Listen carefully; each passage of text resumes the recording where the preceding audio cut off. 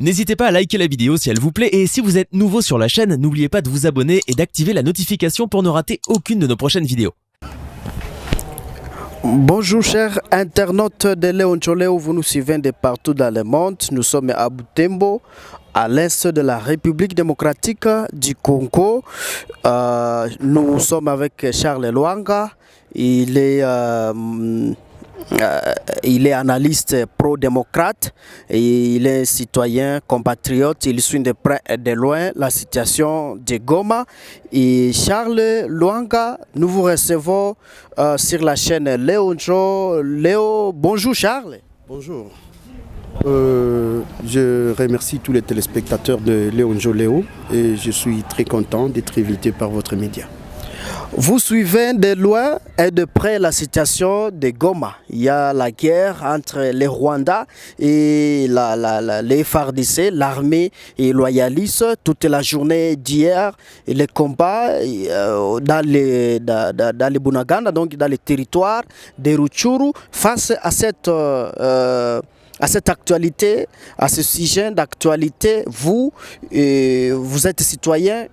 Quelle est votre analyse face à ce qui s'est passé à Goma? Merci beaucoup pour la question. Je crois qu'il faut situer votre question dans une question de gouvernance sécuritaire.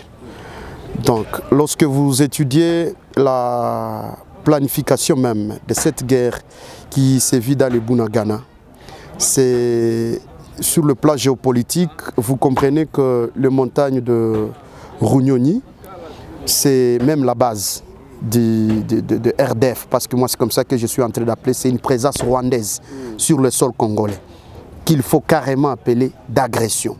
Donc, on devrait à ce niveau ici annuler le concept M23. Donc ça, il ne faut plus parler du M23. Il faut parler d'une présence d'une armée étrangère sur le sol congolais. Et dans le cadre d'espèce, il s'agit bel et bien de Rwandan Defense Force, donc l'armée officielle rwandaise. Alors, revenant sur votre question, quelle est l'analyse que nous sommes en train de faire de cette situation? C'est d'abord une guerre que malheureusement les FARDC sont en train de passer dans les médias. Nous voudrons plutôt que cette guerre se fasse directement sur le front, pas dans les médias. Je vous rappelle que dimanche, c'est le communiqué de FARDC qui a rassuré aux populations, n'est-ce pas, que la situation était sous contrôle. Mais pour le RDF, c'était un repli stratégique. Parce que depuis déjà hier lundi matin, l'offensive avec laquelle le RDF s'est acharné sur les FARDC, cela a montré directement qu'il y a eu plutôt repli stratégique. Il n'y a pas eu conquête des zones que le FARDC était en train de penser avoir déjà conquis. Je vais parler de Bunagana, de montagnes de Runyonyi et de Tchanzu. Alors, comment est-ce qu'alors il faut comprendre cette situation? Nous sommes face à des agresseurs où l'un montre le rouge et l'autre montre le bleu. Donc c'est comme s'il veut nous montrer qu'il veut nous aider. Il nous montre l'aide, c'est l'Ouganda. De l'autre côté, il y a le Rwanda qui nous montre directement le rouge, c'est donc l'offensive. Mais dès lors que la République démocratique du Congo, par sa diplomatie, que je vais qualifier de naïve, a tendance à faire confiance très rapidement à ces agresseurs qui pourtant l'histoire récente nous renseigne qu'ils n'ont jamais été des partenaires sincères, on aurait des analyses plus approfondies pour comprendre si réellement nous sommes en face des partenaires qui sont sincères.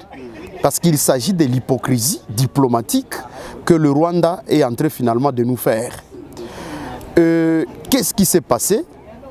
Vous avez suivi que c'est un couloir que l'UPDF, l'armée ougandaise, a laissé, n'est-ce pas, à RDF pour que le FARDC soit pris en étau.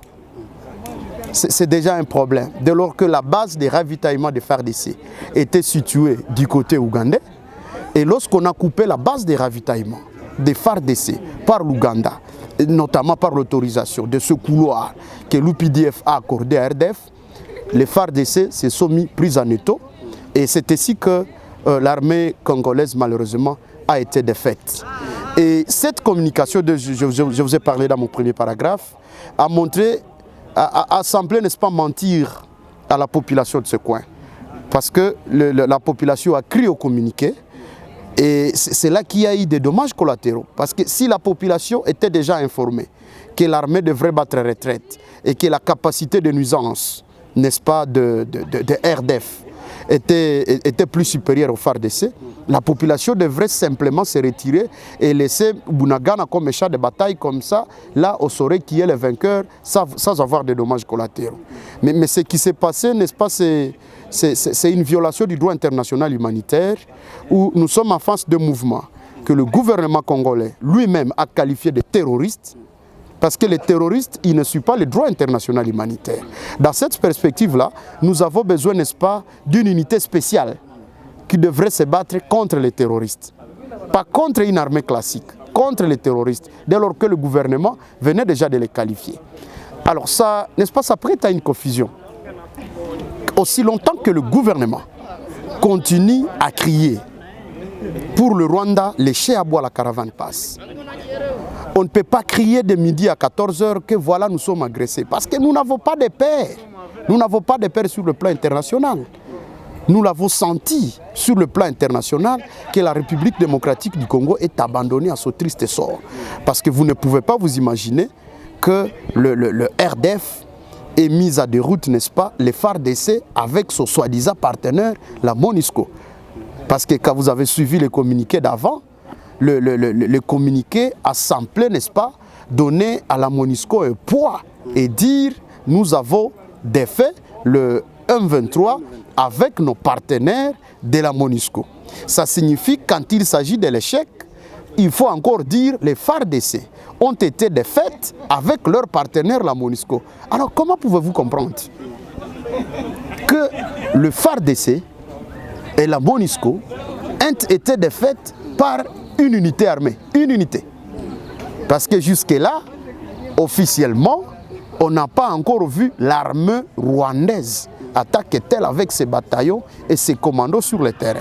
Tout ce que le FARDC, où je veux parler des opérations Sokola 2, sont en train de nous présenter, ce sont des soldats des rangs. On n'a pas présenté un seul officier rwandais, ce sont les soldats des rangs. Et dès lors que nous savons que le même soldat des rangs se trouve même au sein des FARDC, qu'est-ce qui va nous différencier, ceux qui sont venus du Rwanda et ceux qui sont déjà dans notre armée? Ça, c'est un problème. Alors, je suis en train de penser que cette guerre devait plus être analysée avant d'être entamée. Et nous, en tant qu'analystes pro-démocrates, n'est-ce pas, ici de mouvement citoyen, nous sommes en train de penser que le gouvernement congolais nous refuse, n'est-ce pas, cette formation militaire obligatoire que nous avons formulée plusieurs fois dans nos recommandations pour que nous aussi nous puissions entrer dans la danse parce que nous sommes compatriotes, nous allons comprendre qu'il s'agit de notre pays. Donc, aussi longtemps que nous pensons que les FARDC peuvent vaincre le Rwanda, nous nous trompons. Parce que désormais, notre armée ne forme pas une équipe. Je vais vous rappeler que l'armée forme un corps. Mais notre armée forme des corps. Comment?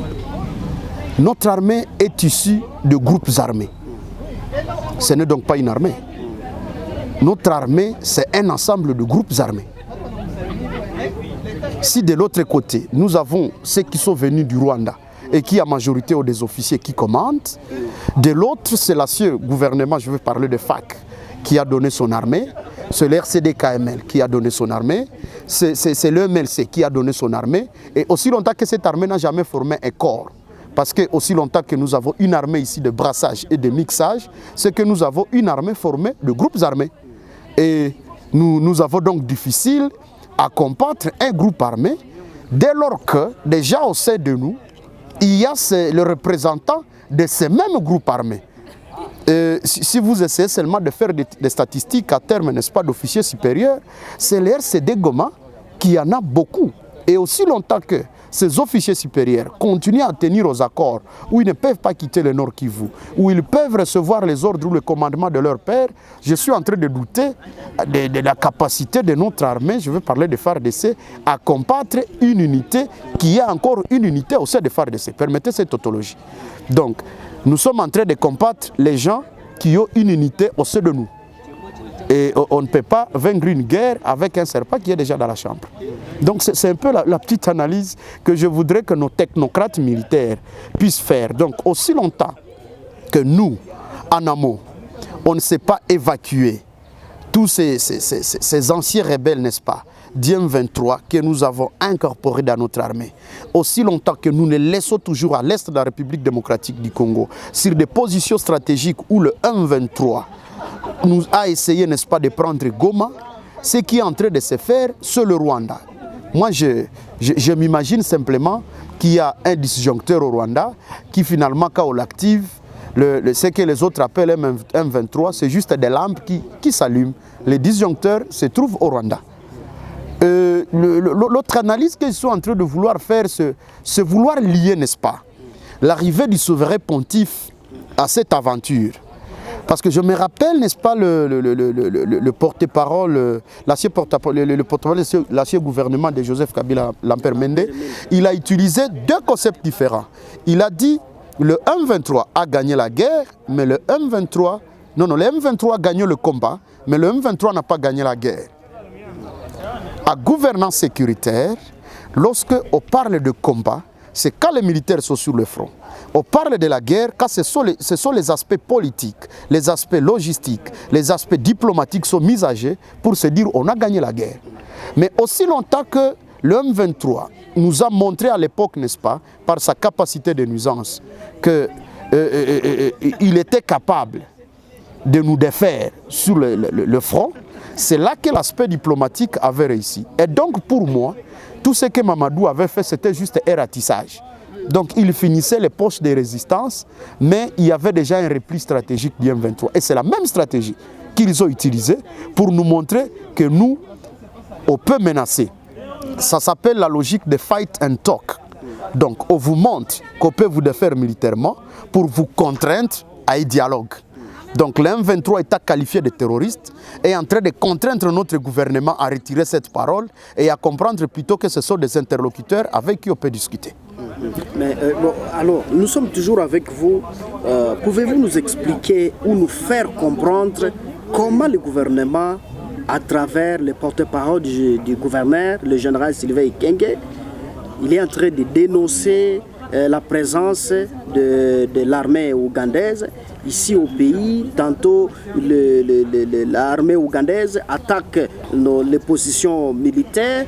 Et aussi, de l'autre côté, le Rwanda accuse aussi l'armée congolaise d'attaquer l'armée rwandaise. Mais pouvez-vous nous éclairer concrètement, qu'est-ce qui se passe? Mais qu'est-ce qui se passe à droit international? Il est de droit international, n'est-ce pas, que lorsque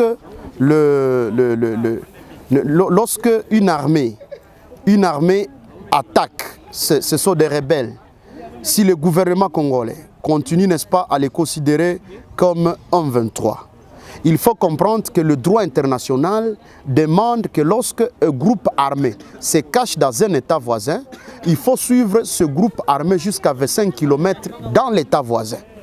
Donc, si le FARDC peut larguer de bombes au Rwanda, c'est parce que le 1-23, entre guillemets, ou le RDF, a bâti retraite au Rwanda. Et lorsque une rébellion bat retraite vers un pays voisin, le droit international, n'est-ce pas, donne à l'autre État de suivre ces rebelles jusqu'à 25 km. Et donc c'est normal que le FARDC largue, n'est-ce pas, de bombes au Rwanda, dans la mesure où déjà les accords, les mécanismes conjoints de collaboration de la CIRGL prévoient qu'il n'y a aucun État qui puisse se permettre de garder une unité rebelle sur ce territoire. Mais lorsque le Rwanda viole déjà ces principes dans les accords, mais que voulez-vous que les FARDC fassent? Il faut suivre l'ennemi jusqu'à son dernier retranchement. Et je viens de vous dire, sur le plan du droit international, il faut les suivre jusqu'à 25 km, même s'ils sont dans le Rwanda. Mais si Kagame peut maintenant, il peut mettre ça en avant-plan, n'est-ce pas, pour dire, comme moi j'ai été attaqué, je vais aussi attaquer la République démocratique du Congo. Parce que lui, il s'attaque contre quelle unité? Quel groupe armé? C'est là que j'appelle, n'est-ce pas, la CIRGL, donc le mécanisme régional.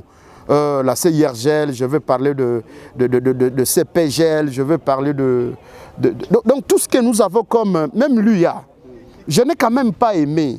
Ce que le patron de l'IA, aujourd'hui, Moustapha, quand il demande, n'est-ce pas, à un État de négocier avec un groupe de terroristes. Parce qu'il est des faits que dans le mécanisme, on ne négocie pas avec les terroristes. Au contraire, il s'agirait d'une solidarité internationale où on aurait une force conjointe qui aiderait la République démocratique du Congo à lutter contre ce terrorisme et non à demander à un État de négocier avec des terroristes. Encore que nous ne sommes pas à notre première négociation avec ces gens. Je me rappelle quand on était à Rousseau Mounion Hotel avec les premières négociations avec le M23, M. l'abbé Malouma Loupé à son âme, il a prouvé que ce n'étaient pas ces gens qui étaient de vrais interlocuteurs. Il fallait directement discuter, n'est-ce pas, avec le Rwanda. Et c'est lorsque les sanctions économiques sont tombées de l'Union européenne, des États-Unis, que le M23 a été de fait. Ça signifie que visiblement, celui qui est derrière le M23, celui qui était derrière le M23 de l'époque, c'était le Rwanda. Aujourd'hui, ce n'est plus le M23, c'est l'armée rwandaise sur le territoire congolais. On appelle ça pas autre nom, ça s'appelle l'agression. Et l'agression, c'est la mission régalienne de l'armée nationale. La lutte contre la violation des frontières, donc l'intangibilité des frontières. C'est là qu'il faut remettre la question. Donc l'État congolais ne devrait pas continuer, n'est-ce pas, à pleurnicher tout l'État et à penser qu'il faut crier chez XY. Il faut frapper dur et fort et il faut montrer, même si on va aller jusqu'au Rwanda, c'est là qu'il faut aller. Si l'armée a des infiltrés, le président de la République ne doit pas seulement être encouragé à dénoncer, parce qu'un père ne peut pas dire dans sa parcelle qu'un enfant ne se lave pas. C'est quand même contradictoire que papa dans sa famille dise que cet enfant ne se lave pas. Ça, c'est ce que le président est en train de faire. Quand il dit j'ai une armée des affairistes, le président ne peut pas dénoncer. Les groupes de pression vont dénoncer, les députés vont dénoncer, les journalistes vont dénoncer. Et qui frappera? Alors que c'est lui le commandant, c'est lui le patron des forces. Si lui ne frappe pas, qui frappera? Donc la population est vouée à ce triste sort. Oui, avec vous, pouvez-vous nous parler ou parler au gouvernement? Qu'est-ce que le gouvernement peut faire pour gagner la guerre? Il faut activer 3 aspects. Le gouvernement congolais nous a parlé d'une diplomatie agissante avec l'arrivée du roi des Belges, Philippe. Si vous suivez le discours, n'est-ce pas, de Patrick Mouyaya, il a parlé déjà d'une diplomatie agissante. Si vous avez suivi le roi Philippe à Bukavu, il a dit clairement au docteur Mukwege que la question de l'Est de la République démocratique du Congo, c'est une question qui prouve directement que c'est le Rwanda qui est derrière cette armée qui est en train de déranger la République démocratique du Congo. Nous avons donc besoin qu'on fasse preuve de cette diplomatie agissante. Lorsqu'on fera preuve de cette diplomatie agissante, on va activer l'aspect politique.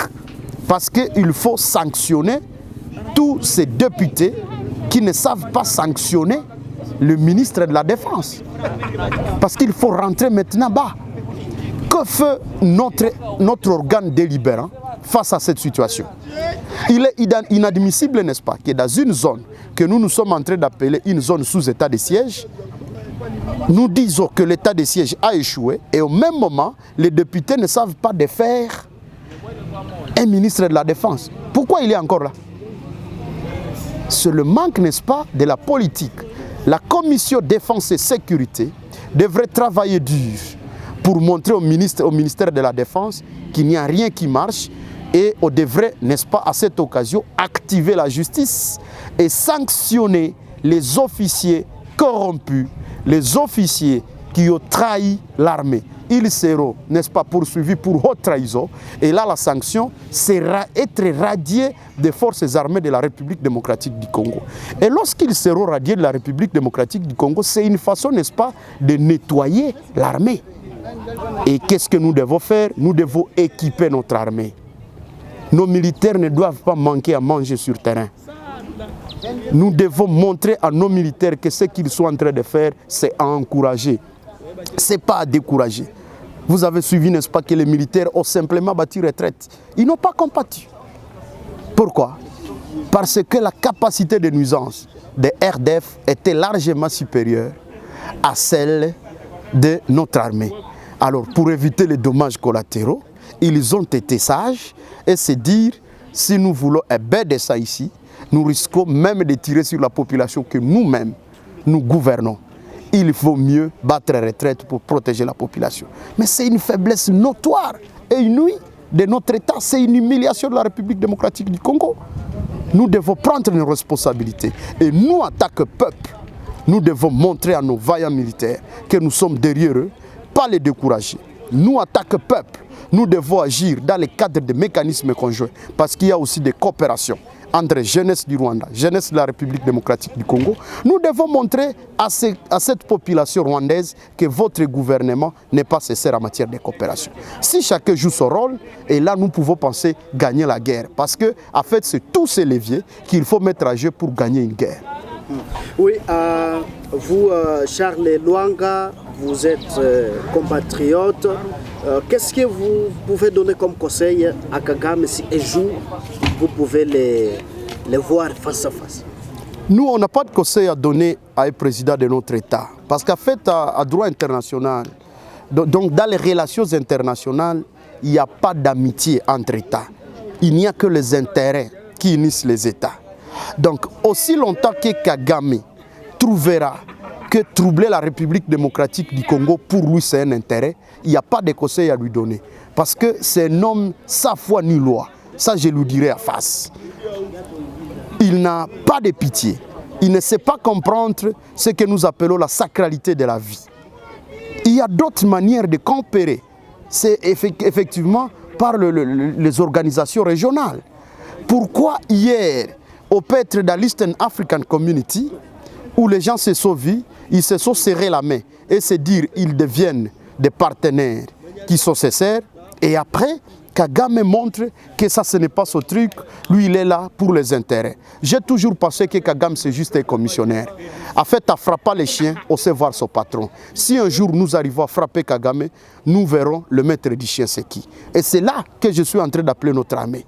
Donc, chaque Congolais, où il se trouve, s'il y a une vraie mobilisation nationale, nous serons capables de frapper Kagame parce que c'est un petit État. Et il manque seulement un engagement de tout et chacun pour montrer à Kagame que tout est éphémère. Il n'y a pas très longtemps, les Zaïre étaient une grande puissance, mais on nous a montré qu'on pouvait réduire ça à néant. Donc, si aujourd'hui, c'est le jour de Kagame, je puis vous rassurer que tout cela n'est qu'éphémère, parce que le pouvoir use. Les Kagame que vous avez vus en 90, ce n'est pas les Kagame aujourd'hui que vous voyez à la télévision. C'est déjà un vieux abruti sur qui on ne peut plus compter. Donc, frappons ces chiens et nous verrons son maître. Oui, avant de finir notre entretien, M. Charles Lwanga, les Congolais vous suivent de partout dans le monde, mais ils ne comprennent pas réellement ce qui se passe ici à l'est de la République et surtout les combats entre la RDC et le Rwanda. Vous concrètement, vous êtes citoyen, vous suivez de près et de loin la situation de Goma. Qu'est-ce que vous pouvez parler à bref, en fait, aux Congolais qui vous suivent maintenant? Tous les Congolais de la diaspora, où qu'ils se trouvent, surtout ceux qui sont aux États-Unis, ceux qui sont, j'ai aimé parce que le 3 juillet, le souverain pontife, le pape François, va, n'est-ce pas, dire une messe à l'intention de chrétiens congolais qui sont au Vatican.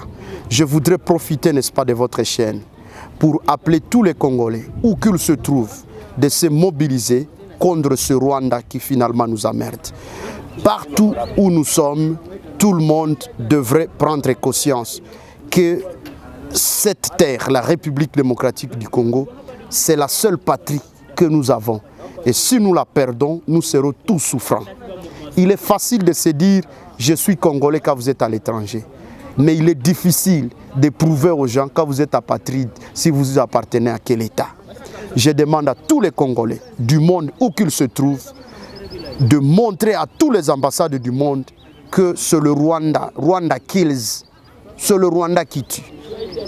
C'est le Rwanda qui tue, pas autre chose. Si nous tous nous sommes capables de dire ça à tous les ambassades du monde, c'est ce jour-là seulement que notre lobbying va peser. Toutes les jolies dames congolaises que nous avons, je m'excuse de les dire sur votre chaîne, devraient utiliser leur capacité pour montrer à la face du monde que nous pouvons tout pour sauver notre pays. Ça, je l'ai dit, la main sur le cœur, et je vous dis que le Rwandais, où qu'il se trouve, devrait comprendre qu'avec ces baies de sang que nous sommes en train de voir à la République démocratique du Congo, là maintenant, ils sont en train d'affosser la clou. La cohabitation pacifique ne sera jamais avec ces baies de sang que nous sommes en train de voir. Parce que ça nous raconterait aux enfants et aux enfants de nos enfants, on ne sera jamais à paix. La communauté internationale, si elle est derrière ces mécanismes, devrait aider à chercher des issues pacifiques, de passer par la coopération internationale pour montrer comment les États peuvent coopérer, pas par ébé de sang. Parce que si c'est par ébé de sang qu'on pense nous faire cohabiter avec le Rwanda, c'est déjà un match échoué. Parce que nous aussi, on va raconter ça à nos enfants, que cet État nous a emmerdés, et lorsque nous payerons ça, l'histoire est témoin, tout le monde regrettera. Charles Lwanga, merci d'avoir accepté notre invitation. Nous vous disons merci. Je remercie Léon Joléon. Chers internautes de Léon Joléon, vous nous suivez de partout dans le monde. Nous sommes à la fin de notre entretien. Nous avons reçu Charles Lwanga. Il est analyste pro-démocratique, vivant à Butembo. À la présentation de cette émission, je suis Mwanampenzi Manzekele. Au revoir.